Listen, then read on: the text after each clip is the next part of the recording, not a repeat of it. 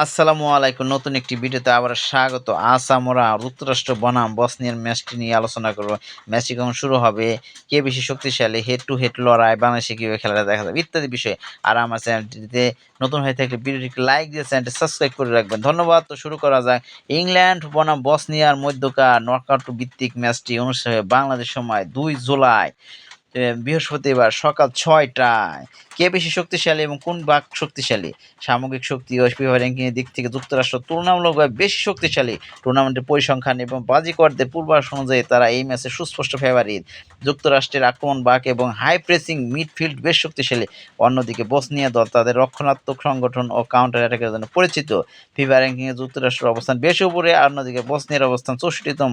Head to head লড়াই এর আগে দল দুটি ৩ বার মুখোমুখি হয়েছে এবং যুক্তরাষ্ট্র ২টি জিতেছে, ১টি ড্র হয়েছে। বসনিয়ার কোনো জয় নেই। বাংলাদেশে খেলাটি দেখার জন্য অফিসিয়াল কোনো টিভি চ্যানেলে ঘোষণা নেই, তবে বিদেশি চ্যানেলের মাধ্যমে খেলাটি দেখা যেতে পারে। দক্ষিণ এশিয়ার সম্প্রচার চ্যানেলগুলো খেলাটি দেখানো হতে পারে সনি স্পোর্ট নেটওয়ার্কের মাধ্যমে।